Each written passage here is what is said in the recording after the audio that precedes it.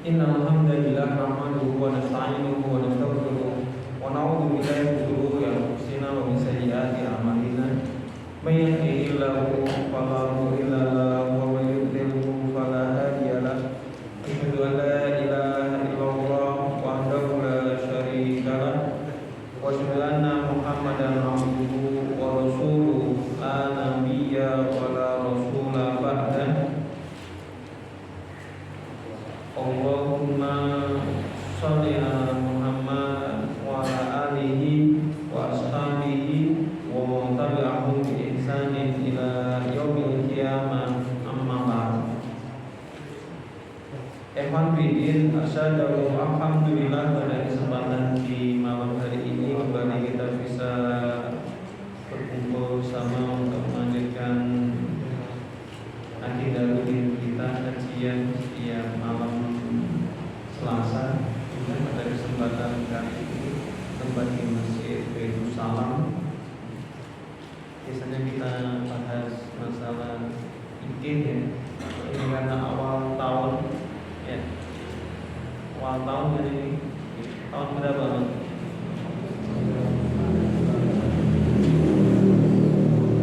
Ya tadi kok rapati langsung nyambung konek iki suwi lho karo taune dhewe. Wong Islam karo tahun Hijriah iki ora apal banget. Entuk kok. Sing eling-eling iki anu lah.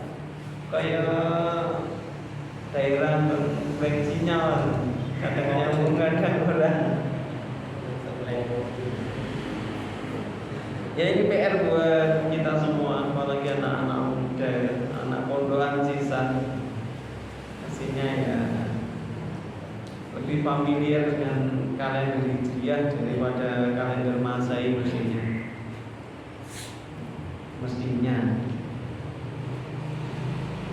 Kita berada di awal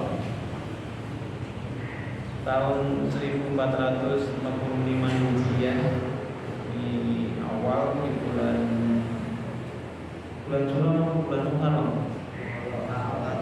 Waduh, Jawa karo Arab kan gitu. Cuma kesannya beda. Pulau Serpong. Ya. Tapi kalau Muharram bulannya termasuk salah satu bulan yang diharamkan, dimuliakan oleh Allah Subhanahu wa Ta'ala. Artinya kita dianjurkan untuk memperbanyak amal soleh dan dilarang berbuat kedzaliman. Beramal soleh di dalamnya pahalanya dilipat gandakan, berbuat kedzaliman dosanya juga dilipat gandakan. Maka kita lebih berusaha untuk memperbaiki diri. Kawan diri yang dirahmati Allah Subhanahu wa Ta'ala, di awal tahun ini saya ingin sedikit mengingatkan kepada kita semua. Karena kita tidak terlalu lama saja, kita berusaha menata diri kita di tahun 1445 Hijriah ini. Semoga kita bisa lebih baik, bisa lebih maksimal dalam memperbaiki diri. Ini anak-anak santri, anak-anak santri. Kira-kira ketika ini awal tahun ajaran juga ya. Masuk sudah berapa pekan? Tiga. Si awal gitu.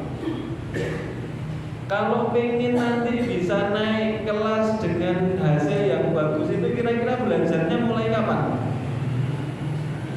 Kalau mau ujian kan gitu kan? Iya. Belajarnya mulai ketika masuk semester awal atau mungkin tahun ajaran baru. Berarti mulai belajar, mulai dihitung, mulai ditonton, mulai di planning. Dihitung misalnya jumlah pelajarannya itu ada berapa, kitab yang dipakai itu masing-masing ada berapa halaman, nanti terus dijumlah ada 10 pelajaran dalam semester ini misalnya. Masing-masing kitab yang dipakai itu tebalnya 100 halaman. 100 P10 berarti ada 1000 halaman. 1000 halaman dibagi nanti. Pelajaran itu biasanya ada berapa pekan. Misalnya efektif 4 pekan, 4 bulan. 4 bulan masing-masing berarti 16 pekan.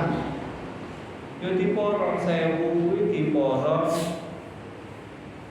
16 tadi dibagi 16 berarti minimal 1 pekan harus memahami sekian halaman. Syukur dihafal kan gitu kan. Kalau ini tahfidz ya sama. Tahfidz itu targetnya dalam 1 semester berapa, dihitung mulai sejak awal.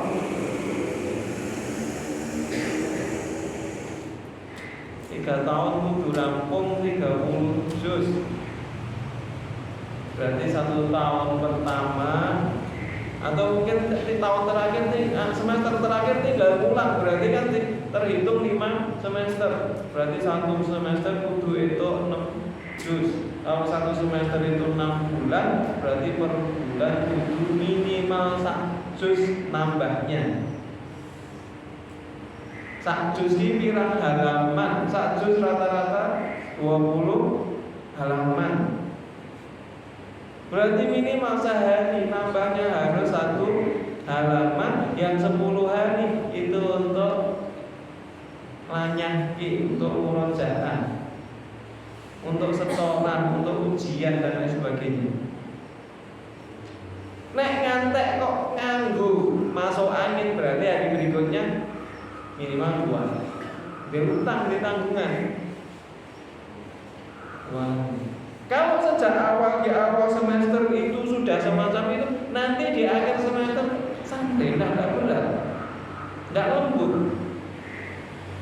Kemudian target supaya nanti hafalannya tidak hilang, murojaahnya tetap dijalani. Tadi ada 1 bulan 20 hari untuk ziyadah, yang 10 hari untuk memantapkan dan ujian, sama murojaah. Nanti berikutnya demikian terus kayak gitu, murojaahnya tetap jalan. Nanti di semester terakhir, semester 6 itu juga tidak harus ulang ngapal dari awal, karena memang sudah hafal tenanan.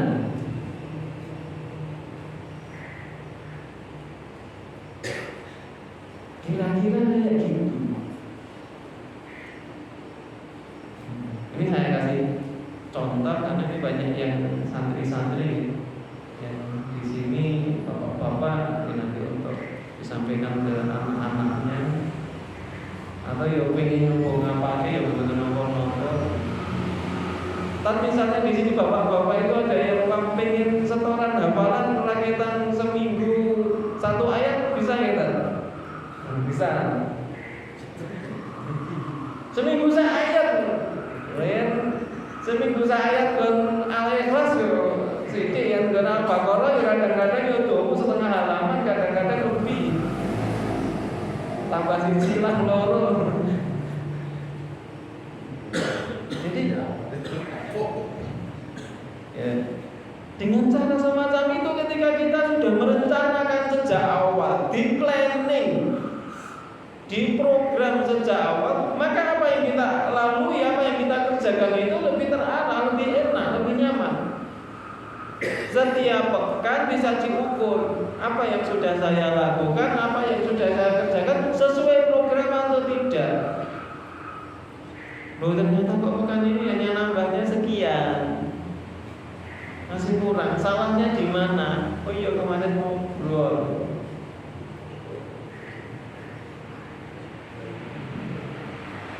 Jangkungnya keturun dan lain sebagainya. Akhirnya bisa jadi evaluasi. Oh, kemarin masuk angin, hawane adem sebibit masuk angin, sakit nggak bisa ngapalke, gigine sakit, tenut. Nah, PR kan. Jadi hari berikutnya PR-nya bukan lagi satu halaman tapi jadi dua. Biar apa? Biar nanti di akhir tidak mendahului. Akhirnya nanti waktu libur semester mestinya bisa liburan terus dioyak-oyak untuk ngerampung ke tanggungan ziyadah. Lain yang sudah bisa santai, sudah bisa liburan, itu DPR kita tambah kosong. Kamu bedanya yang dirahmati Allah dari gambaran tadi. Maksudnya apa sih? Dalam menjalani hidup ini bukan hanya urusan-urusan dunia saja yang butuh diprogramkan. Dalam berbuat kebaikan, dalam beramal soleh itu juga mestinya dibuat program. Seringkali ketika kita urusan dunia itu biasanya programnya tridik gitu. Tahu tridik itu? Urut gitu. Apalagi orang-orang sekarang itu membuat program itu wapi gitu kalau urusan dunia itu. Anakku ben sesuk nek wis gede sukses lancar sing nyambut gawe saiki umur 4 tahun tak titip neneng PAUD nganti 2 tahun sampai mungkin sekitar PAUD TK 2 tahun nanti mulai masuk 6 tahun lebih di sekolah SD. Pun dipikir SD ini nilai sing favorit sing bayare larang gitu. Setelah itu nanti lanjut di mana? Di tingkat SMP, MTS atau mungkin di pondok atau yang sekarang pilihannya banyak. Lanjut nanti tingkat SMA, lanjut kuliah S1, S2, S3, S2 nantian. Itu hanya untuk urusan dunia. Ibu saya noto program diri.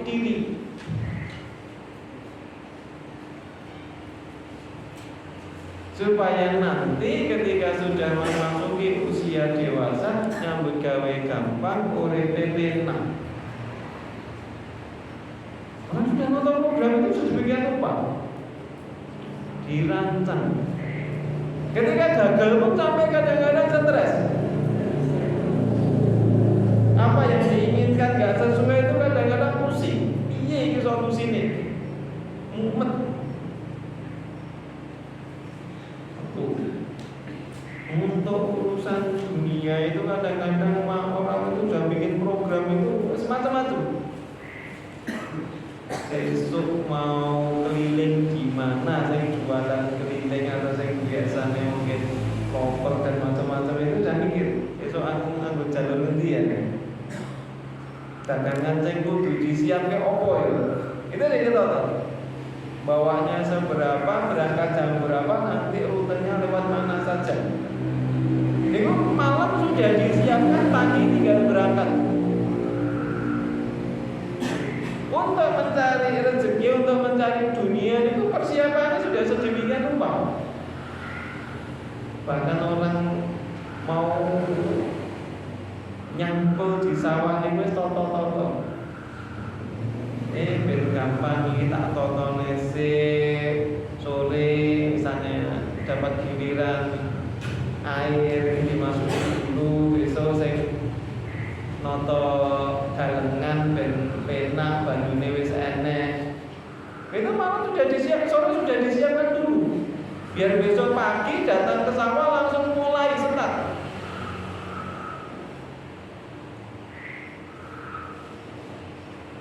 Kira-kira sampai itu untuk dunia. Untuk urusan-urusan dunia itu biasanya membuat program macam-macam. Kalau di perusahaan itu di awal bulan biasanya sudah menyiapkan presentasi target bulan ini apa. Nanti saya bertanggung jawab divisi mana, itu sudah dihitung tugasnya. Nanti di akhir bulan baru dievaluasi. Kira-kira sama-sama itu di perusahaan ini mensiasati kondisi ekonomi semacam ini, kita harus bermanuver seperti apa? Itu sudah diatur, sudah dipersiapkan jauh-jauh lagi. Itu bulanan, tahunan tambah lagi. Di awal tahun itu biasanya sibuk seminar, workshop, dan macam-macam tentang pemaparan program tahun ini, target pencapaian.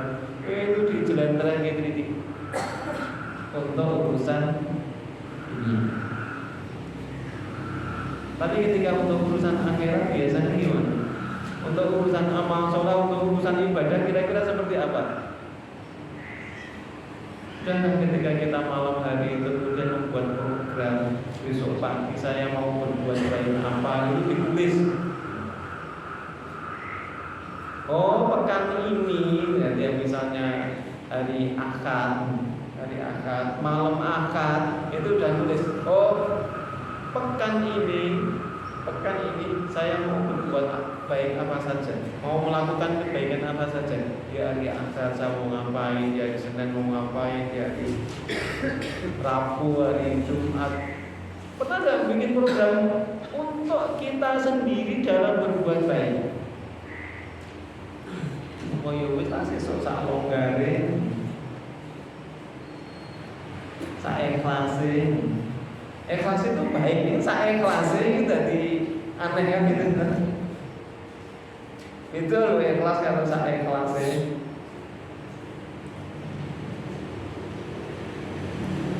Coba kita renungkan ini ya. Ini kenapa ini menjadi penting?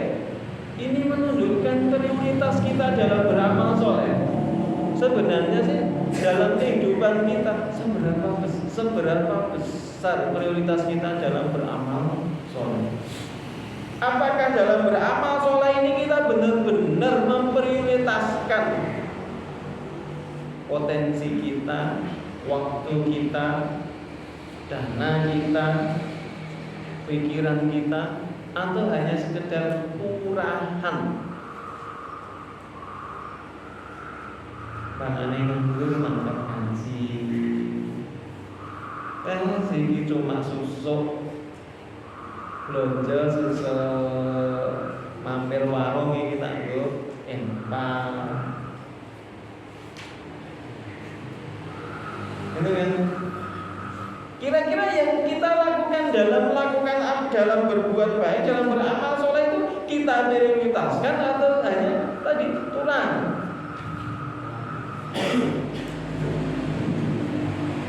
Ayo kita renungkan bersama ini, mumpung ini awal tahun, supaya kita bisa merancang di tahun 1445 Hijriah ini, supaya kita bisa lebih maksimal, lebih optimal dalam berbuat kebaikan, dalam berbuat amal soleh.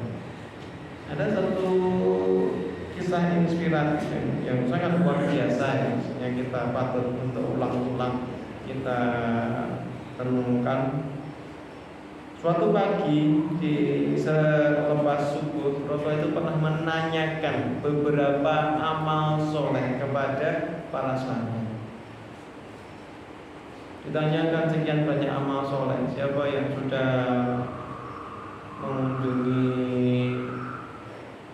menjenguk orang sakit, siapa yang sudah membantu tetangga. Beberapa pertanyaan ditanyakan terkait dengan amal soleh itu. Siapa yang sudah mengerjakan? Itu ditanyakan Nabi selepas subuh, bukan selepas maghrib. Maka semua yang ditanyakan, kebaikan yang ditanyakan oleh Rasulullah, Abu Bakar ngantung semua. Saya sudah ya Rasulullah, saya sudah ya Rasulullah, saya sudah ya Rasulullah. Baru subuh wis rampung berbuat kebaikan. Maka sekian banyak kebaikan itu sudah dikhatamkan oleh Abu Bakar. Kita mungkin baru bangun tidur ucek-ucek meripat ini. Abu Bakar harus merampungkan sekian banyak amal soleh. Kenapa? Memang beliau memprioritaskan dalam beramal soleh, bukan sekedar ngisi waktu luang, bukan sekedar untuk sisa-sisa tenaga, sisa-sisa waktu. Tapi memang itu diprioritaskan.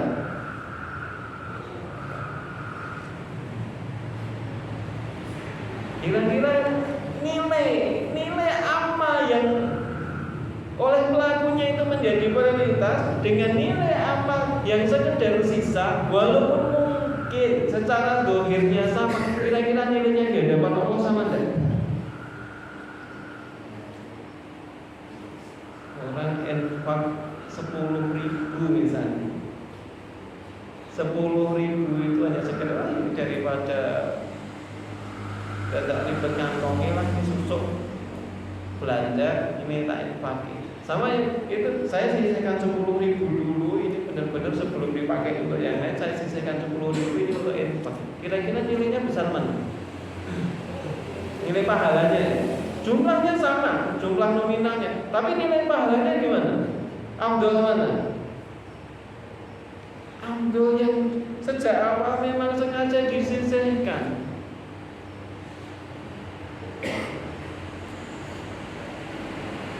Bukan sisa, tapi prioritas.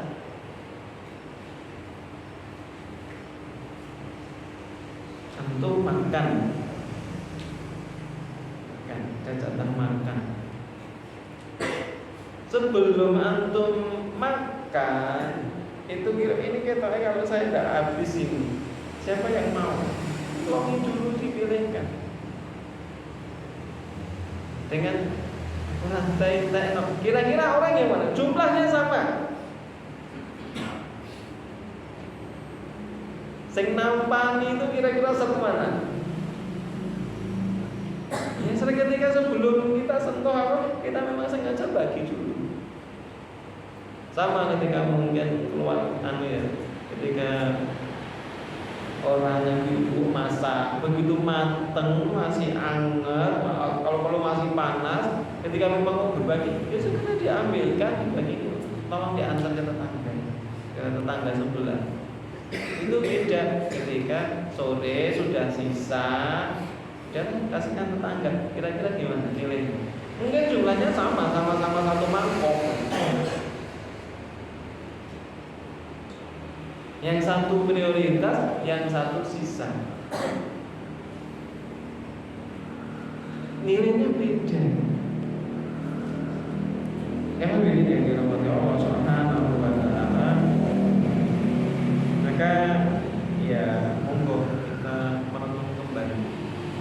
Selama ini ketika kita beramal sholat, kita sudah memprioritaskan amal itu atau sekedar. Nah, gimana lagi? Kita kan di pondok aturannya kayak gini. Mau ndak mau yo ngaji, mau ndak mau yo ziyadah, aturannya kayak gini. Itu beda ya, memang sungguh-sungguh bismillah saya di sini pengen belajar Quran, pengen menghafalkan Al-Quran. Itu beda nanti. Gimana ini? Para santri mergo aturan terus kadung neng pondok, atau memang sejak awal masuk ke sini ada niat yang sungguh-sungguh untuk menghafal, untuk memahami Quran. Nah, silakan direnungkan sendiri. Coba rasakan nanti efeknya. Perubahan niat itu akan berdampak pada suasana hati. Baik kenyamanan dalam menghafal ataupun efeknya yang lain nanti. Mudah menghafal, mudah memahami, bisa menikmati. Bukan keterpaksaan, enak, menjalani enak, bukan berat lagi.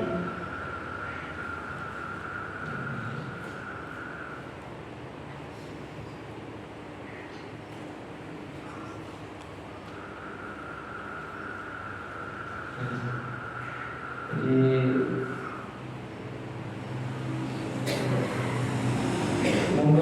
mumpung di awal kita berusaha sungguh-sungguh, kita rantang di tahun ini supaya kita bisa menjadi baik dalam beramal. Ojo kalah karo bagol, ojo kalah karo wong tani. Orang mau bertani itu mau nanam apa sudah dirancang. Besok saya mau nanam padi, sudah nyemai benih dulu, noto galengan, dibaca, kan gitu kan. Itu hanya mau nanam padi. Orang mau jualan ke pasar, itu sudah nyiapkan dulu bahan-bahan, diolah, disiapkan jadi dagangan, dibungkusi, dipacking, dibawa ke pasar, dijual. Butuh proses, butuh persiapan. Demikian juga mestinya ketika kita beramal soleh itu harusnya lebih lagi. Kita mau menanam benih-benih kebajikan, kan itu kan. Kita mau berdagang dengan Allah, kan itu kan. Ya mestinya kita lebih tenanan loh. Orang jualan ini packagingnya tujuannya ya sing patut biar lebih menarik. Kalau online itu gimana? Fotonya, angelnya biar lebih menarik. Itu jualan dengan manusia. Apalagi kita ini berjualan ya, ini bertransaksi dengan Allah Subhanahu wa Ta'ala. Ya mestinya kita memperbagus kualitas ibadah kita, kualitas amal kita.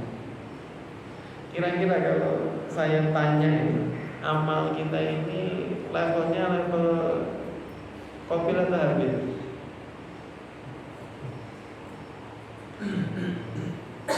Bedanya apa? Kalau habil itu yang dipersembahkan untuk Allah, itu yang terbaik dari yang dia miliki. Dipilih ke sing apik. Sementara kalau kobil itu barang sisa, sing ra dibutuhke, buah yang PS, ra layak dikonsumsi, ndak bagus. Kalau mungkin kayak timun ya timun sing bungkukan itu, pare sing itu ditutup sama tawon atau apa jadi punter itu barang-barang yang istilahnya barang-barang yang reject, yang orang saja dikasih belum tentu mau. Nah, dalam beramal soleh itu model kita seperti apa? Apakah karena ini untuk Allah, saya beribadah untuk Allah, maka saya lakukan dengan cara yang paling baik yang mampu saya lakukan. Ngaji, suara itu perbagus, bukan dalam rangka pamer, dalam rangka riya, tapi dalam rangka ini saya membaca kalam Allah, ya tak perbagus. Saya sholat, saya ini sedang menghadap Allah, saya beribadah kepada Allah, ya saya akan berusaha memperbagus sholat saya. Pakai yang rapi, rambutnya walaupun sudah songkoan sisiri dulu tilawah. Itu namanya kita berusaha memperbagus amal kita. Bukan yang penting.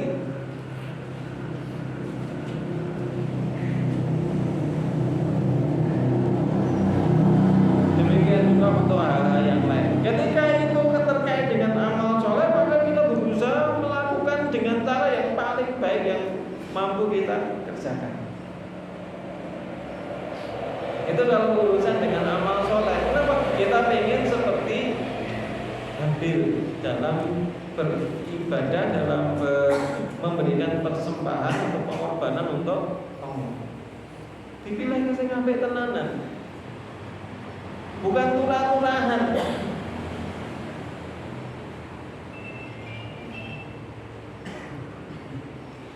Kira-kira kebanyakan ini kalau kebanyakan masyarakat dalam beramal soleh itu gimana? Turahan atau prioritas? Kebaikan tadi itu. Kalau nanti sudah lulus kerja, punya penghasilan, dapat penghasilan, sisihke dulu ini untuk jatah amal soleh, turane nggo buta. Apa dibalik? Ribon bapak-bapak ini pengalaman. Wah ini itu hasil, ini tinggal buta, sik turahnya nggo sedekah. Biasanya gitu Mas. Lagi dibalik gini. Jadi Gusti Allah ini kayak turah-turahan.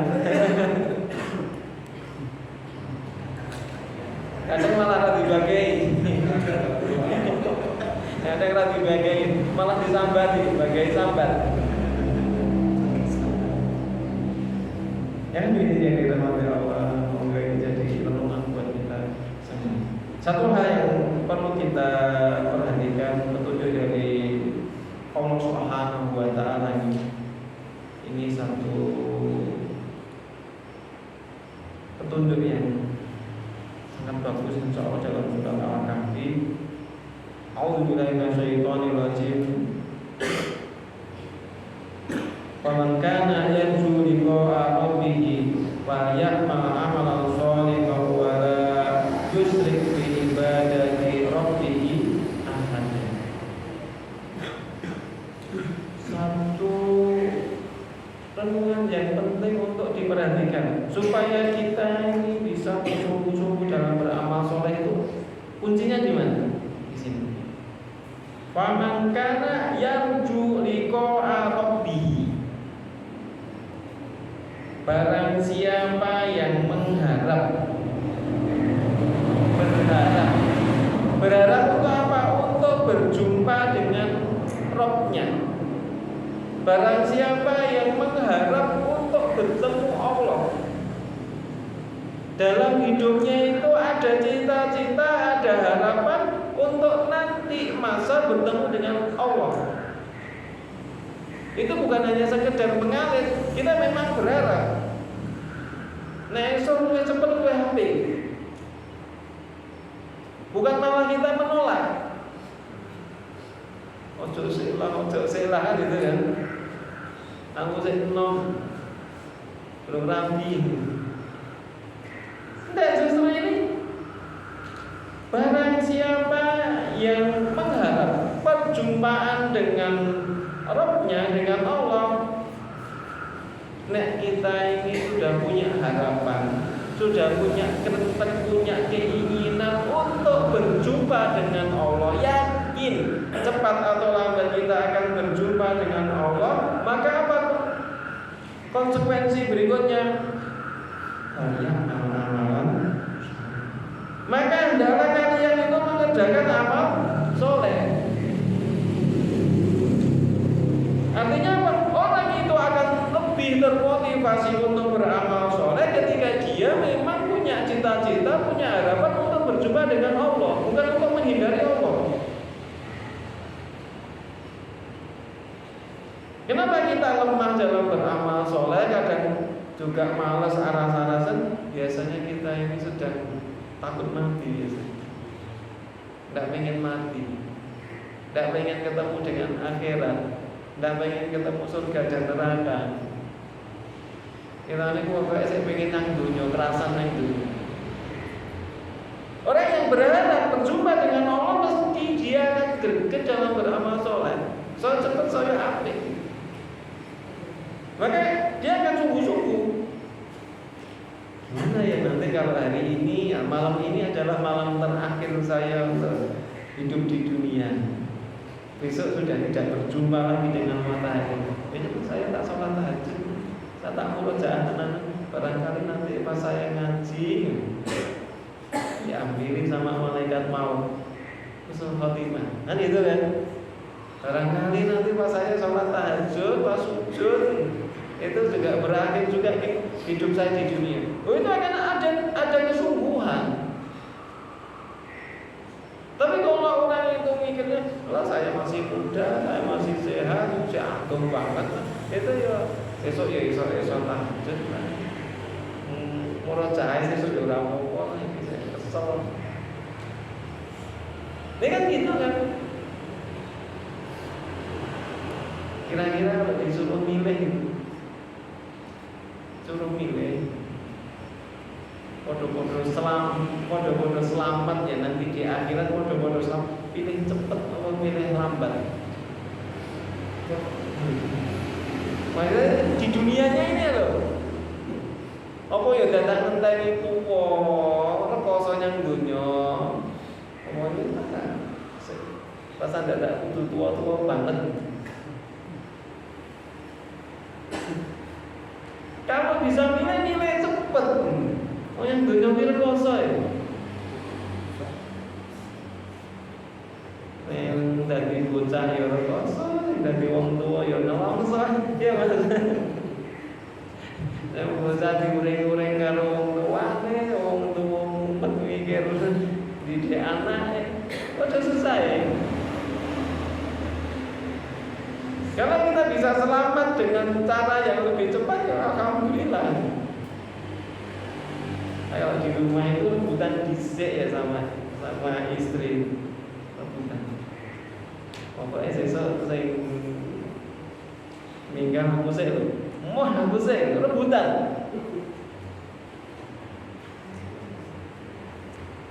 Jadi tadi kita rebutan, pengen nanti saya menikah saya dulu. Enggak aku sik pokoknya.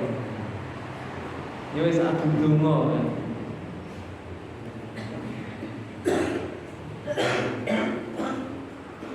Yang urip nang dunya kira kosong kok sak penak-penake wong yang dunya kira kosong. Maka kalau kita sudah punya harapan, saya ingin suatu saat cepat atau lambat ketemu dengan Allah, maka untuk apa? Untuk berbekal dengan amal soleh. Ini konsekuensi logisnya semacam itu. Nanti kalau saya berjumpa dengan Allah, sementara belum cukup bekal amal solehnya, terus saya mau matur apa? Apa yang mau saya sampaikan? Apa yang mau saya persembahkan untuk Allah? Dan bekal amal soleh belum cukup. Orang kalau sadar akan berjumpa dengan Allah, kira-kira berbekal itu. Orang berniat pengen ketemu di sini misalnya tokoh atau mungkin pejabat, kira-kira bersiap enggak? Bersiap kok? Minimal ya tangan kan gitu kan. Diundang sini ketemu karo Pak Bupati atau mau ada kunjungan dengan Pak Bupati, kira-kira berbenah betul? Resik-resik gitu kan. Minimal itu dengan manusia, apalagi dengan Allah Subhanahu wa Ta'ala. Sederhananya seperti itu. Kita mau ada tamu rontok jauh itu aja kadang-kadang ya cinta-cinta kritik-kritik. Iya. Ini yang bapak ini. Gitu. Itu baru tamu dari keluarga atau apa. Itu kita persiapannya. Apalagi kita akan bertemu dengan Allah Subhanahu wa Ta'ala. Kalau kita tidak berbekal dengan amal soleh,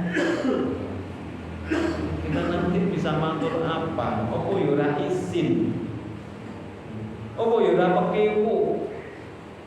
Orang sadar bahwa dia akan berjumpa dengan Allah, dia sadar akan berjumpa dengan akhirat, dia sedang berjalan menuju akhirat, kok tidak bersiap-siap, tidak beramal soleh, itu bangetan banget. Ada setiap orang ketika sudah terlahir ke dunia, berarti dia sudah memulai perjalanan menuju akhirat. Begitu dia terlahir ke dunia, hidup, maka dia sudah mulai melakukan perjalanan menuju akhirat. Dan perjalanan itu tidak pernah berhenti, terus. Orang yang guleren, ini lemotnya gitu kan. Dia tidak bisa putar haluan, seminggu melas, boleh jalan dia, tidak bisa. Terus kita ini sedang berjalan menuju akhirat.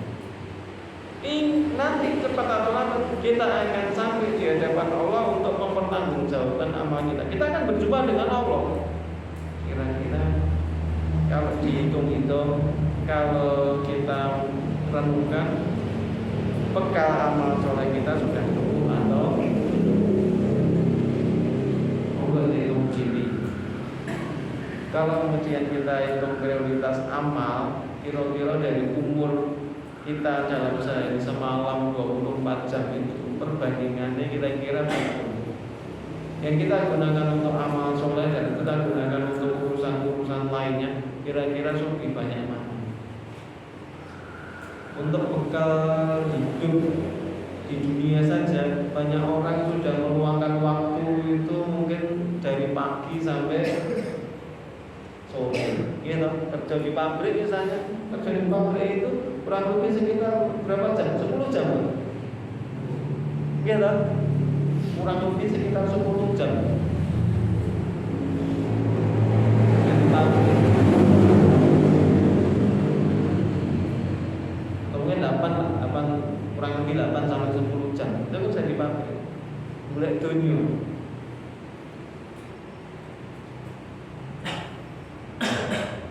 Sementara untuk akhirat kita, untuk kerja yang pabrik dengan kondisi semacam itu, UMR itu kalau mengandalkan kerja di pabrik, kalau ngirim macam-macam itu belum tentu selama mungkin nyantek tua itu belum tentu bisa nyeleng untuk bangun rumah. Kalau mengandalkan dari pabrik itu 8 jam sehari. 8 jam sehari itu berarti 1/3 dari umur kita. Nah kalau kita pengen duwe rumah di surga, itu kira-kira kita butuh ikhtiar seberapa lama kan itu kan? Golek omah ning dunya wae lho.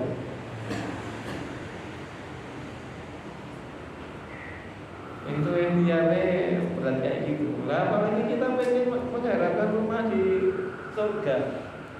Maksudnya kan kita lebih giat lagi, lebih gigih lagi, lebih tenanan lagi.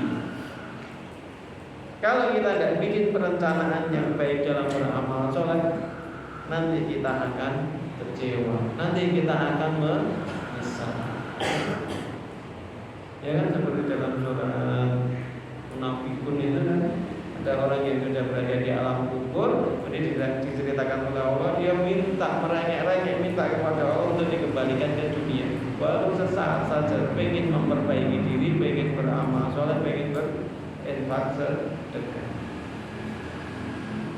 Ya untungnya kita nggak dengar rengekan mereka. Itu diceritakan oleh Allah.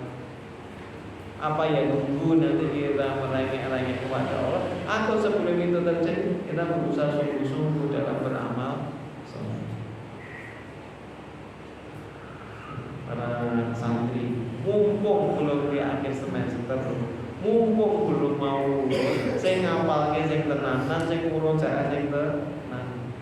Mungkin diadang itu relatif, sing rekoso nang jogo. Nanti dicek ya nanti di akhir itu pernah hafal atau memang hafal 30 juz. Karena kalau pernah hafal itu insya Allah banyak. Bahkan ada program 1 bulan pernah setoran. Tapi kalau benar-benar hafal, nah itu memang butuh ikhtiar yang lebih. Murojaah itu kenceng.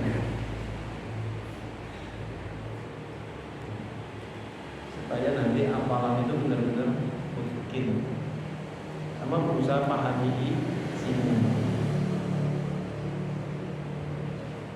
Jadi kalau kita yakin akan berjumpa dengan Allah, yakin nanti ada kehidupan akhirat, yakin nanti ada surga dan neraka, maka ya ikhtiarnya sekarang. Beramalnya toto ini dari sekarang. Saya pengen masuk surga, Ya berusaha memperbanyak amal soleh. Saya pengen menghindari neraka, ya hindari perbuatan-perbuatan buruk, jauhi perbuatan-perbuatan yang tidak baik, jauhi kemaksiatan.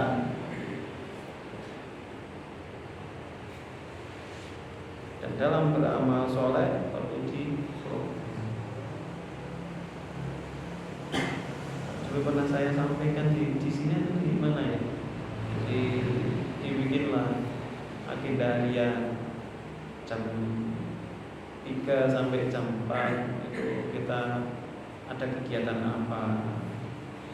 Nanti jam 4 sampai jam 5 kita mau ngapain, dibikin, ditulis. Kalau kita bisa konsekuen dengan apa yang kita azamkan, kita niatkan, insya Allah kita dalam beramal soleh akan lebih tertata. Kenapa seringkali kita molor? Karena kita tidak pernah membuat program untuk kebaikan itu. Akhirnya menyantai, merasa nganggur, merasa tidak ada kegiatan, merasa waktunya longgar. Nah, coba ditulis itu, teman-teman yang masih santri-santri. Kira-kira waktu untuk Quran sama waktu untuk ngobrol dengan teman banyak mana? Banyak mana? Ya silahkan dihitung sendiri. Berarti masih banyak waktu longgar kan? Nanti kalau mengeluh tidak ada waktu, dicek suruh bikin data semacam itu tadi. Suruh hitung nanti jam 4 sampai jam 3 sampai jam 4 ngapain. Suruh bikin rincian.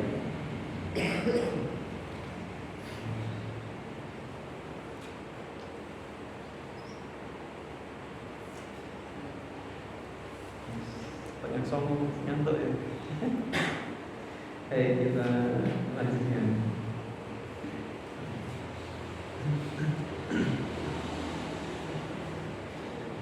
Maka kita berusaha terkait dengan masalah ini. Kita juga berusaha melaksanakan perintah Allah ini. Allah Subhanahu wa ta'ala menjelaskan dalam surat At-Taubah, wa qul i'malu fasayarallahu 'amalakum wa rasuluhu wal mu'minun wa saturadduna ila 'alimil ghaibi was syahadati fayunabbi'ukum bima kuntum ta'malun. Dan katakanlah, bekerjalah kamu, maka Allah dan Rasulnya serta orang-orang yang beriman akan melihat pekerjaanmu itu. Jadi ketika kita dalam beramal, dalam berbuat kebaikan, kita sungguh-sungguh. Kenapa? Apa yang kita lakukan akan dilihat oleh Allah, disaksikan oleh Rasulullah, dan juga akan diperhatikan oleh oleh orang-orang yang beriman. Kalau kita menyadari akan hal itu, maka ketika kita melakukan sesuatu dalam kehidupan ini, kita lebih hati-hati. Apa yang kita perbuat, apa yang kita lakukan bermanfaat atau tidak. Kalau sekarang silakan kamu melakukan sesuatu, nanti lah viral kan itu kan. Nah viral itu hampir apa elek kan itu kan. Dan berwaton viral ya. Kalau viral itu viral yang bagus itu masalah. Maka perlu kita bersungguh-sungguh. Kita disuruh bekerja, kita disuruh beramal, kita disuruh melakukan sesuatu. Tapi ingat, apa yang kita lakukan itu akan dilihat oleh Allah, oleh Rasulullah, dan juga diperhatikan oleh orang-orang yang beriman. Nah, apa insya Allah maka itu akan menjadi inspirasi buat orang-orang beriman yang lain. Oh iya, masya Allah, sambil dicontoh. Banyak yang ikut, kita menjadi inspirator kebajikan, inspirator amal soleh.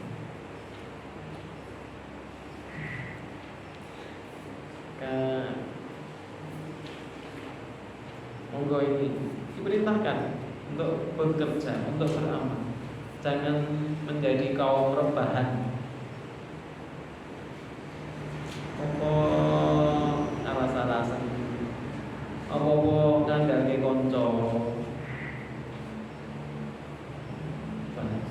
Ini termasuk hal yang kecil ya.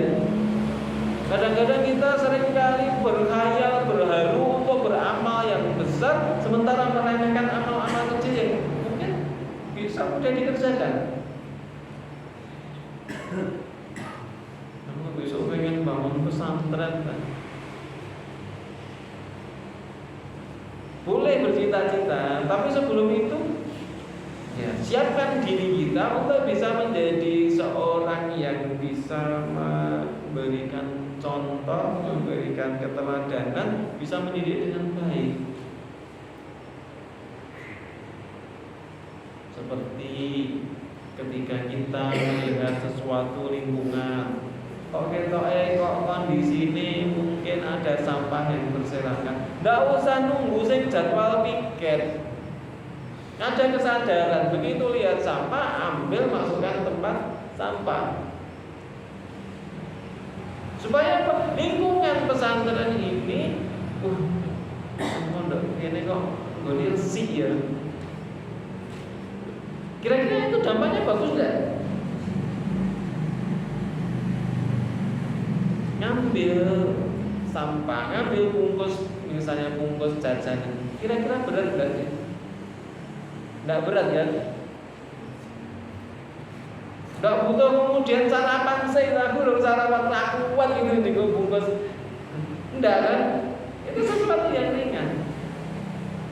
Di kelas mungkin itu papan tulisnya kok masih ada coret-coretan, itu nggak harus nunggu disuruh sama ustadznya, ya segera ini. Mau ganti pelajaran dibersihkan dulu biar nanti pelajaran berikutnya langsung bisa. Ada kesadaran semacam itu.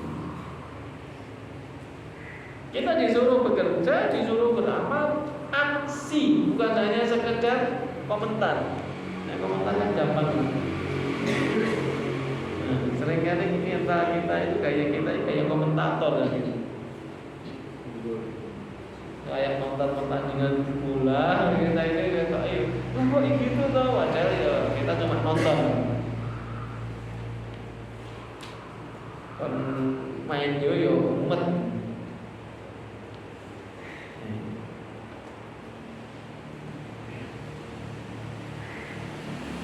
Jadi di sini juga diingatkan dan kamu akan dikembalikan kepada Allah yang Maha mengetahui akan perkara yang gaib dan juga yang nyata. Lalu diberitakannya kepada kamu apa yang telah kamu kerjakan. Jadi apapun yang kita perbuat di dunia ini nanti akan dikabarkan lagi kepada kita oleh Allah. Semuanya dicatat oleh Allah dengan rapi dan nanti akan disampaikan, dibuka kembali oleh Allah. Kemudian kita cepat atau lambat juga akan kembali kepada Allah. Kalau kita sadar bahwa kita cepat atau lambat akan kembali kepada Allah, kira-kira kita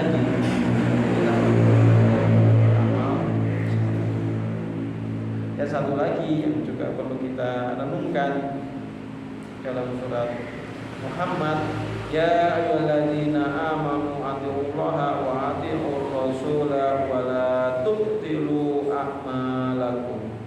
Hai orang-orang yang beriman, taatlah Allah dan juga taatlah kepada Rasulullah, dan janganlah kamu merusakkan pahala amal-amal.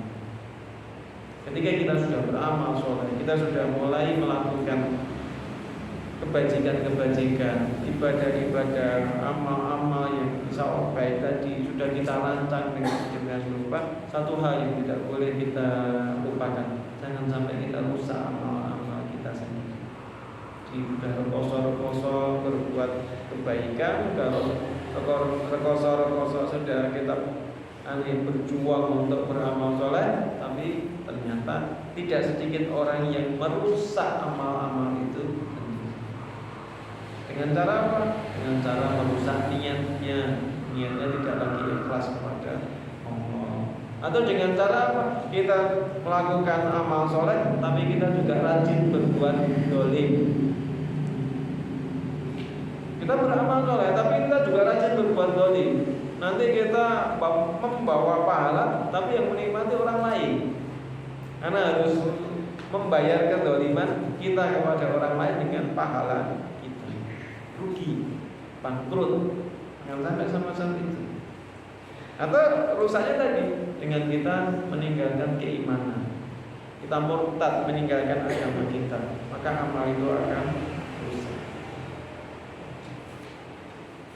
Maka ini jadi renungan, mumpung masih di awal tahun, kita tata tahun ini kita ingin seperti apa, target pencapaian kita pengennya sampai sejauh mana. Bapak-bapak ataupun ya mas-mas ini, tahun ini kita pengen seperti apa?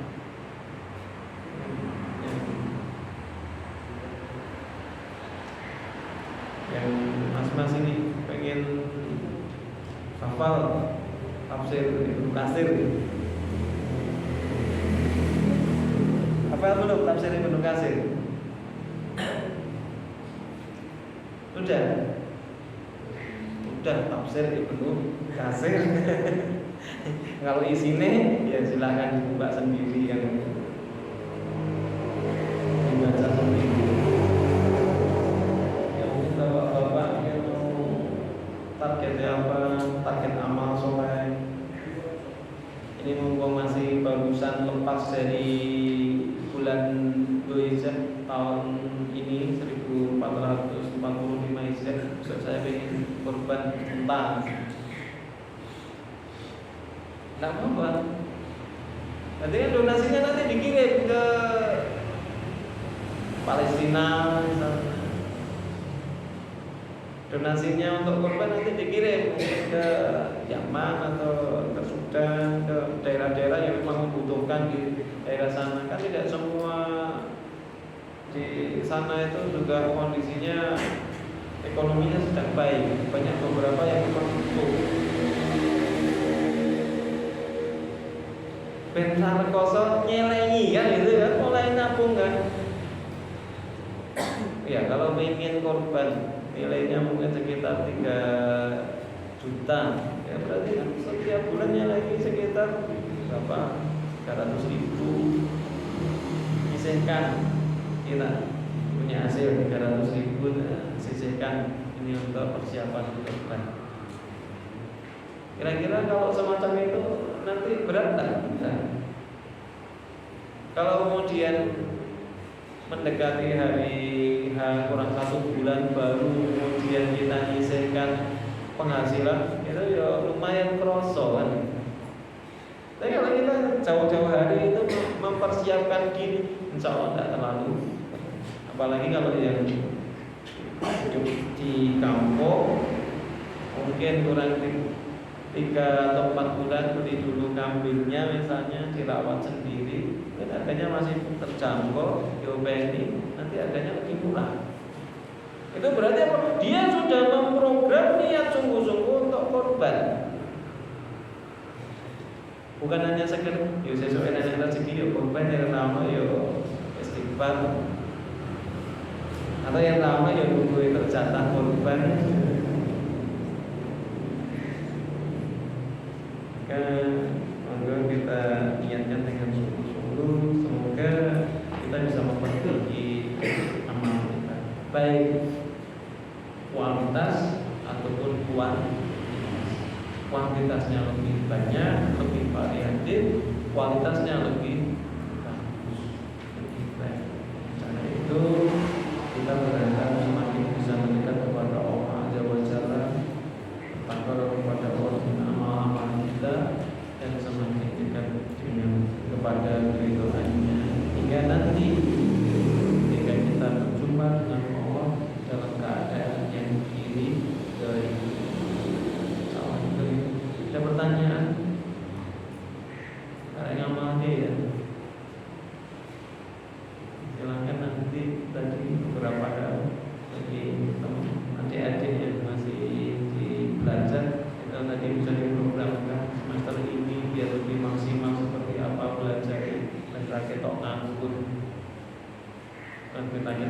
bertentangan pun, tapi waktunya itu bisa maksimal untuk amal soleh, untuk belajar, untuk menambah ilmu kayak apa supaya bisa lebih optimal dalam beramal soleh. Ditoto waktunya, walaupun mungkin juga kerja, walaupun harus mencari nafkah, tapi masih bisa menata amal soleh. Kalau masak ini daripada ini tenanan, aku kalau nunggu sing bakal istighfar lumayan itu piro di saat bakaran itu 20 itu sampai jadi kayak timer kan itu. Cuma saya istighfar piro ya wis mateng kan. Tapi tetap waktu itu optimal, waktu itu manfaat. Orang yang di jalan itu sambil murojaah ngapal, minimal ya ngrungokke murotal kan gitu kan. Ngetir gitu atau apa, kalau di jalan sambil ngrungokke murotal, setel tipe kurang dangdutan, tapi murotal.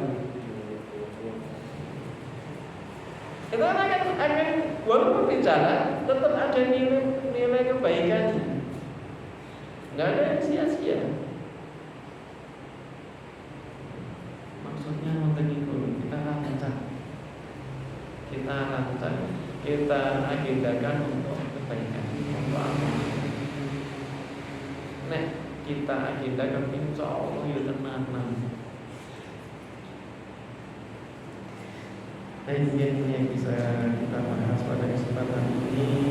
Baru sambil ngantuk-ngantuk, semoga tetap ada yang bisa diambil manfaatnya, dan semoga kita juga dimampukan oleh Allah Subhanahu wa Ta'ala untuk bisa mengamalkannya. Ya cukup ya. Ini kita ada banyak pertanyaan, tema-tema kayak gini, karena kelakon misalnya. Kita akhiri dengan doa kafaratul majlis. Subhanaka Allahumma hamdika asyhadu an la ilaha illa anta astaghfiruka wa atubu ilaik. Assalamualaikum warahmatullahi wabarakatuh.